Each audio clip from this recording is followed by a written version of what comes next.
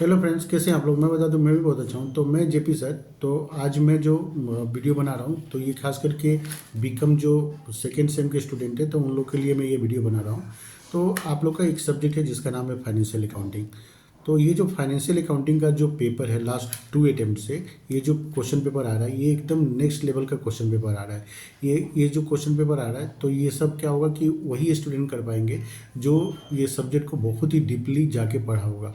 जिन लोगों ने सिर्फ थ्योरी के भरोसे जाएंगे, उनका ये सब्जेक्ट क्लियर होने वाला नहीं है। ठीक है।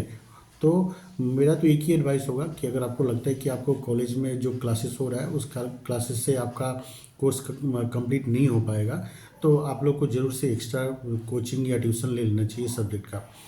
क्योंकि यहाँ पे मैं देख रहा हूँ कि जो भी क्वेश्चन पेपर आ रहा है, तो इसमें जो प्रैक्टिकल आ रहा है, तो प्रैक्टिकल तो एक बहुत ही टफ आ रहा है। ये सिर्फ वही स्टूडेंट कर पाएंगे जो जिनका कॉन्सेप्ट बहुत ही स्ट्रांग है। और उसके बाद में प्रैक्टिकल के और में जो थ्योरी जो पूछा जा रहा है, वो थ्योरी रॉ थ्योरी नहीं है। वो थ्योरी क्या है कि प्रैक्टिकल के ऊपर ही वो थ्योरी पूछा जा रहा है। ठीक है। जैसे अभी मेरे पास में देखिए, ये 2025 का क्वेश्चन पेपर में है। तो मैं इसमें से आपको थ्योरी बता रहा हूँ कि थ्योरी में पूछा है, how are the provision for doubtful debts account prepare with the help of journal entry. ठीक है। तो अगर किसी को लग रहा है कि ये थ्योरी है, तो मैं बता दूं ये थ्योरी नहीं है। यहाँ क्वेश्चन ने पूछा कि provision for doubtful debts account कैसे प्रिपेयर किया जाता है, जर्नल एंट्री की हेल्प से आप बताएं। तो ये थ्योरी वही स्टूडेंट लिख पाएगा जिन्होंने प्रैक्टिकल किया है। ठीक है। तो जिन लोग ये कोई रॉ थ्योरी नहीं है, तो इसकी ये थ्योरी लिखने के लिए आपको प्रैक्टिकल आना पड़ेगा। इसके बाद में नेक्स्ट थ्योरी में आपको पढ़ के दिखा रहा हूँ। एक प्रैक्टिकल दिया है और उसके और में थ्योरी दिया है। Write the steps of conversion of receives and payment account to income and expenditure account.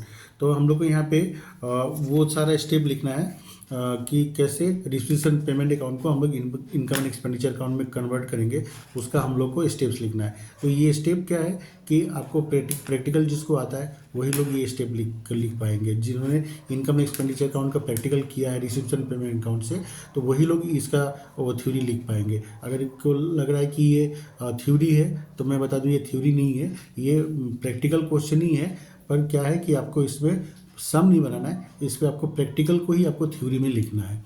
इसके बाद में नेक्स्ट क्वेश्चन जो आया है, what is stock and debtor system in hire purchase system, how are goods repossessed related in the books of accounts under stock and debtor method, explain the accounting treatment. तो पहला तो पूछा what is stock and debtor system in case of hire purchase system. तो ये तो 3 marks का theory है, पर इसके बाद जो 8 मार्क्स का पूछा है वो पूरा का पूरा प्रैक्टिकल के बारे में पूछा है कि स्टॉक एंड डेटर सिस्टम में गुड्स कैसे रिपोजिज होता है और उसका अकाउंटिंग ट्रीटमेंट आपको बताना है। ठीक है।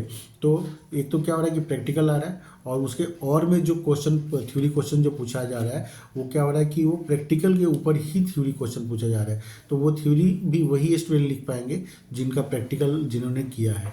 ठीक है। तो अगर आप थ्योरी के भरोसे बैठे कि आप थ्योरी पढ़ के जाएंगे और फाइनेंशियल अकाउंटिंग का एग्जाम पास कर जाएंगे, तो वो बहुत ही मुश्किल है।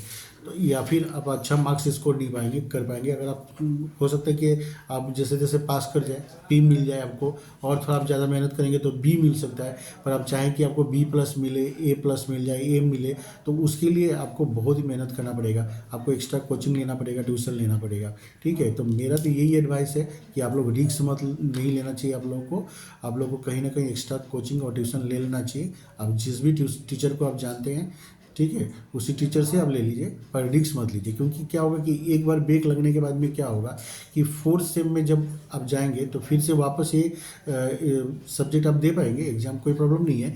और उस समय क्या होगा कि आप 4th सेम में जो सब्जेक्ट है वो पढ़ेंगे कि ये पढ़ेंगे, तो आपका क्या होगा, 4th सेम में जो सब्जेक्ट है उसके ऊपर में भी इफेक्ट होगा, उसको भी आप अच्छे से नहीं कर पाएंगे। क्योंकि आपका कुछ तो कंसंट्रेशन आपको यहाँ पे भी देना पड़ेगा। तो इसलिए मेरा यही एडवाइस है कि आप लोग रिस्क ना लेके ज़रूर से एक्स्ट्रा कोचिंग या ट्यूशन ले लेना चाहिए। क्योंकि लास्ट टाइम मैंने भी इसका इम्पोर्टेंट क्वेश्चन का वीडियो अपलोड किया था अभी भी मेरे यूट्यूब चैनल पे होगा, पर उसमें से रेयरली एक दो क्वेश्चन ही कॉमन आया, मैक्सिमम क्वेश्चन इस पे इसका नहीं आया।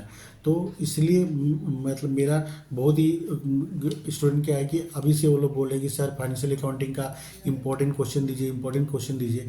पर इंपॉर्टेंट क्वेश्चन इसमें क्या दिया जा सकता है, क्योंकि कुछ पता ही नहीं कि यहाँ से इंपॉर्टेंट क्या क्वेश्चन आ सकता है लोग। तो इसलिए मेरा एडवाइस है कि आप लोग इसका एक्स्ट्रा कोचिंग और ट्यूशन ले लें, अभी भी 2 महीना का टाइम है, ठीक है। आगे आप लोग खुद समझदार हैं, ठीक है। तो मिलते हैं हम लोग नेक्स्ट वीडियो में, तब तक के लिए बाय बाय।